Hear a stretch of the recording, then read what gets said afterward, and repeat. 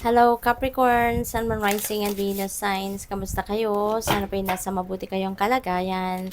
Welcome back po sa Star Tarot. Kung bago kayo rito, welcome din po kayo. Please subscribe, like, share my videos, and leave me a comment po kung naka-resonate kayo. Thank you. So, tignan natin ang mga messages and energies ninyo surrounding the first couple of weeks ng December. So, first message po ninyo, we have number 5, closing door, completion.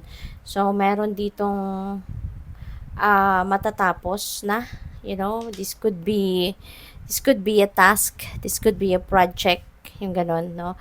Na finally, 'di ba, matatapos mo na siya, maa-accomplish mo na siya. Now, something is coming to its completion, something is coming to its full cycle na, no? Kaya, kumbaga, sasara mo na yung pinto dito sa sitwasyon na to because this is done, this is over. Maaaring related yan sa trabaho, no? Project, yung mga ganon. Or po pwede rin na this is a situation, no, sa buhay ninyo.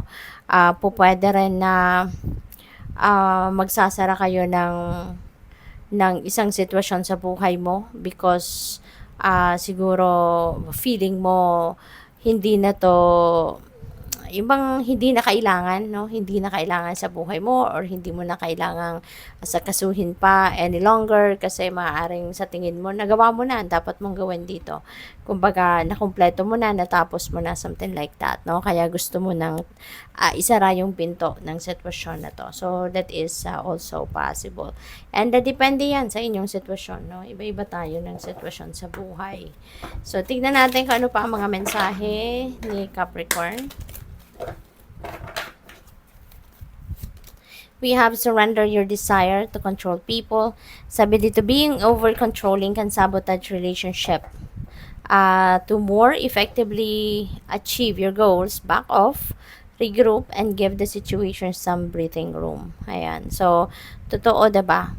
Kapag tayo ay controlling, kapag tayo ay parang tayo na yung nagdidikta, no, sa kung ano yung papaano papatakbuhin ang buhay ng isang tao, 'di ba? So parang ano na tayo, nakakasakal, 'di ba? Maaaring makasakal na tayo ng tao, not physically but yung parang hindi na sila makagalaw, hindi na nila nagagawa yung gusto nila, no? Kung tayo ay controlling sa kanila.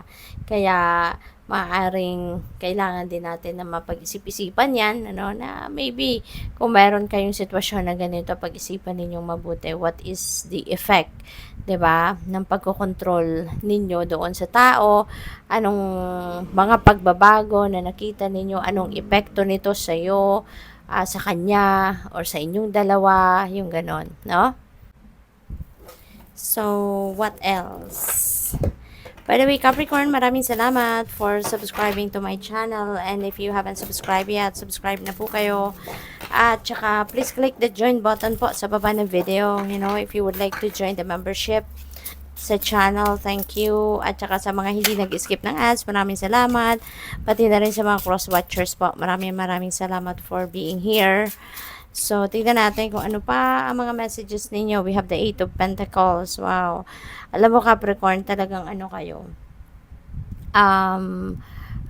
Sobrang sipag. No? Sobrang sipag, sobrang tiyaga, at saka magaling. No? Magaling din kayo magtrabaho.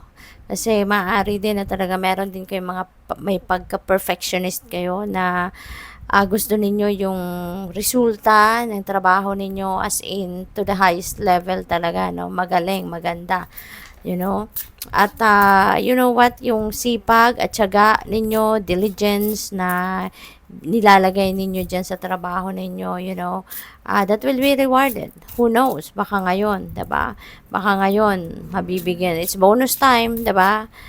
Sa mga workplaces, kaya maaring mabigyan kayo ng extrang bonus, 'di ba? Extrang kita, mabigyan kayo ng pay raise, you never know. Ang sorpresa, 'di ba? Maaring 'yan ay sorpresa para sa mas malaking take home pay ninyo, no? Because of kasipagan at galing ninyo sa trabaho. Page of Swords, meron din dito mga paparating na mensahe. No, there could be news, information, inspiration na dadating at maaaring yan ay related din sa trabaho ninyo, no?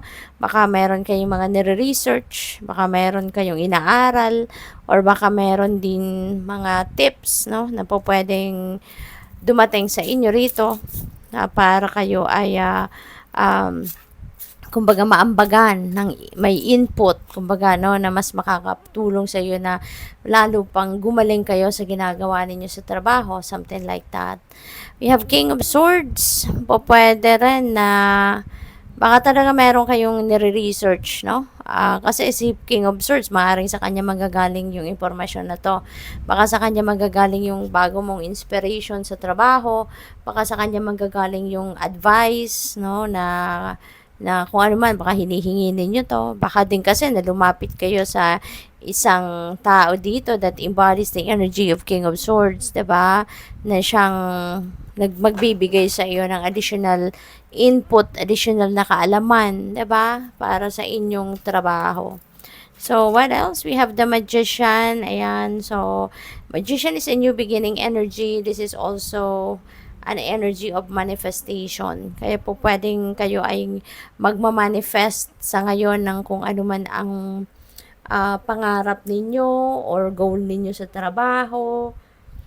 Something like that, ano? At magaling, no? Kasi ngayon, siguro dati iniisip ninyo na, tsaka na yan, kasi hindi pa ako handa, no? Ngayon, maaaring nakikita nyo na yung mga opportunities and possibilities around you, no? Talagang sakto na sa iniisip ninyo, sa idea ninyo, diba? Kaya maybe you are going to get on your feet na and make things happen kasi gagamitin mo na ang mga resources, no, na meron kayo sa inyong paligid. Siguro you will be able to recognize na yung kung ano ang meron ka ngayon sa inyong paligid, no, that is going to be a big help para sa iyo. Kaya po pwedeng hindi ka na rito magpapatumpik-tumpik pa, hindi ka na dito magmamanya na habit, and you're going to take action na sa ngayon nang sa gayon ma-manifest mo na kung ano yung mga gusto mong ma-manifest. Kaya good luck sa iyo. Lovers energy, this is a decision yet that you have to make, you know. Meron desisyon na kailangan gawin kayo. Po pwedeng related yan sa relationship, po pwede rin naman na hindi, you know. Po pwede rin na ang iba sa inyo rito, baka kung single pa ha, baka meron kayong iniisip na manliligaw ninyo, no, or kaligawan ninyo na baka kino-consider mo ng sige na, 'di ba? Sasagutin ko na 'to, yung ganon, or maaaring mapag-isipan mo na this is the right person na para sa iyo, 'di ba? So maaaring 'yan ang isa sa mga desisyon din na gagawin mo sa ngayon, or baka ang iba sa inyo leveling up ng commitment, no, sa inyong person. So, napakagandang new beginning din ito. This is in terms of your money, career, and finances. Since meron tayong magician, baka yung opportunities na nakikita mo sa ngayon ay oportunidad na pwede ninyong pagkakitaan, no? This could be an opportunity na baka merong promotion, baka meron ditong bagong role sa trabaho na sisimulan ninyong gawin, no? Merong bagong ibibigay sa yung trabaho, pwedeng position sa trabaho, pwedeng ganon. It could be anything, no? Could be a new career path, new business venture, pwede rin na meron ditong ano sa inyo, baka meron ditong papasok na bagong income stream na opportunity. So, yun. And kahit alin man yan, no, na opportunity na yan, it feels like ito yung breakthrough ninyo pagdating sa inyong money, career, and finances. You know, kasi baka matagal nyo na din hinahangad na magkaroon ng pagbabago sa trabaho ninyo, sa sweldo ninyo, sa benefits na nakukuha ninyo sa trabaho, yung mga ganon. And maybe now, ibibigay na yan sa'yo ng universe, no? And you're going to be abundant, prosperous sa ngayon, no? Kaya good luck sa'yo. Thank you for watching. Love and light. Namaste.